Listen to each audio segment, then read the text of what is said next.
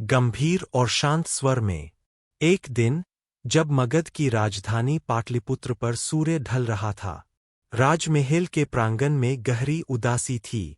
चंद्रगुप्त मौन था और उसकी आंखों में अनगिनत प्रश्न तैर रहे थे। वह धीरे धीरे चला और आचार्य चाणक्य के कक्ष में पहुंचा। दीपक की लौ कांप रही थी, जैसे वायु भी कुछ कहने से डर रही हो।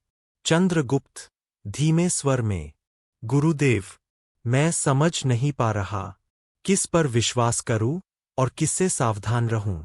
हर कोई मित्र बनकर आता है, पर कुछ छुपा जाता है।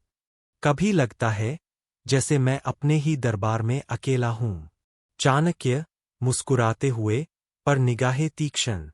राजन, यह प्रश्न हर राजा, हर विजेता और हर बुद्धिमान मनुष्य को कभी न कभी घेरता है, क्योंकि विश्वास और धोखा दोनों एक ही सिक्के के दो पहलू हैं। परंतु जो व्यक्ति बुद्धि से देखता है, वह कभी उस सिक्के से धोखा नहीं खाता। धीमी ढोल की ताल, जैसे ज्ञान का उद्घोष होने वाला हो। चाणक्य आगे कहते हैं, सुनो चंद्रगुप्त, बुद्धिमान वही है जो मनुष्य के शब्द नहीं, उसकी मंशा पढ़ सके। रणनीति एक, मौन की शक्ति। आचार्य चाणक्य जलते दीपक के पास बैठते हैं। चाणक्य, जब तुम मौन रहते हो, दुनिया तुम्हें समझने की कोशिश करती है, पर जब तुम बोलते हो, दुनिया तुम्हारे शब्दों को तुम्हारे विरुद्ध प्रयोग करती है। मौन तुम्हारी ढाल है और शब्द तुम्हारी तलवार। जिसने यह कला सीख ली, वह बिना युद्ध के भी विजयी हो जाता है। मौन तुम्हें अपनी आत्मा की आवाज सुनने देता है। यह वह शक्ति है जो तुम्हें हर परिस्थिति में संयम देती है, क्योंकि कभी-कभी शोर में नहीं, बल्कि मौन में सबसे बड़ी शक्ति छिपी होती है।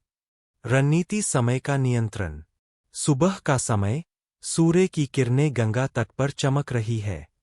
चंद्रगुप्त ध्यान लगा रहा है, चाणक्य पास खड़े है। चाणक्य गंभीर स्वर में, समय किसी का नहीं होता, पर जो उसे साध ले, वह सबका स्वामी बन जाता है। जो व्यक्ति हर दिन को नियोजन से जीता है, वह धीरे धीरे अपने भाग्य को लिखना शुरू कर देता है। समय का सम्मान करने वाला व्यक्ति कभी हारता नहीं, क्योंकि जो हर क्षण को सही दिशा देता है, उसके पास आने वाले साल भी झुक जाते हैं। याद रखो, सफलता का रहस्य बड़े निर्णयों में नहीं, बल्कि उन छोटे छोटे क्षणों में छिपा है, जिन्हें हम अक्सर व्यर्थ गवा देते हैं। रणनीति 3, सही लोगों का चयन। दरबार का दृश्य। कुछ मंत्री झूठी प्रशंसा कर रहे हैं, कुछ निष्ठा दिखा रहे हैं। चाणक्य कठोर स्वर में, राजन, सभी मुस्कानें सच्ची नहीं होतीं। कुछ मुस्कानें तो केवल अवसर का इंतजार करती है। सच्चा साथी वही है जो तुम्हारे गलत निर्णय पर भी तुम्हें रोक सके और संकट की घड़ी में तुम्हारे साथ खड़ा रहे। जीवन में गलत लोगों का साथ सबसे बड़ी बर्बादी है, क्योंकि गलत संगत सही व्यक्ति की बुद्धि को भी कुंद कर देती है। रणनीति नियंत्रण की कला। एक सैनिक गुस्से में अपने साथी पर तलवार उठा लेता है। चाणक्य उसे रोकते हैं। चाणक्य शांत स्वर में, जिसे अपने क्रोध पर नियंत्रण नहीं, वह किसी और पर क्या शासन करेगा। संयम ही वास्तविक शक्ति है।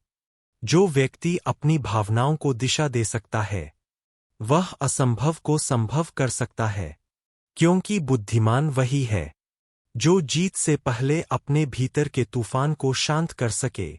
रणनीति रहस्य की रक्षा। आचार्य चाणक्य चंद्रगुप्त से कहते हैं, चाणक्य, राज्य, धन और नीति तीनों की रक्षा रहस्य से होती है।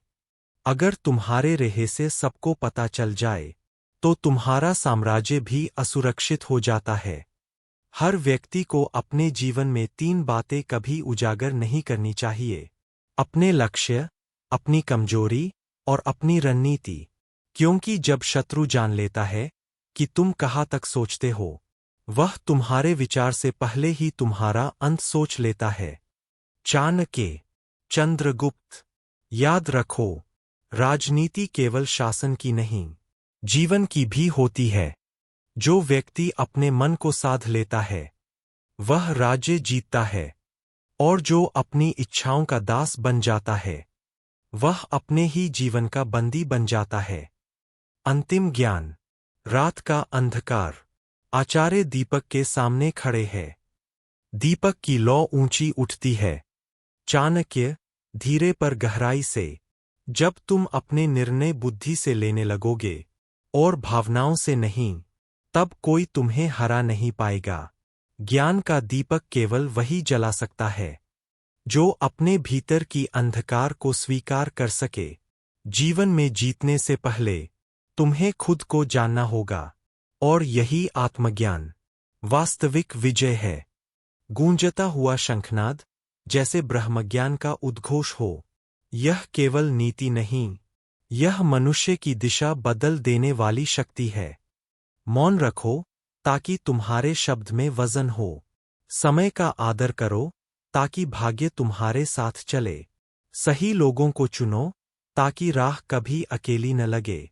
और अपने रहस्यों की रक्षा करो, क्योंकि वही तुम्हारी असली ताकत है। अगर तुम्हें यह ज्ञान छू गया हो, तो इसे अपने जीवन में उतारो, क्योंकि नीति तभी सार्थक है जब वह आचरण में उतरे। याद रखो, भाग्य वही लिखता है जो पहले अपने कर्म से खुद को गढ़ता है।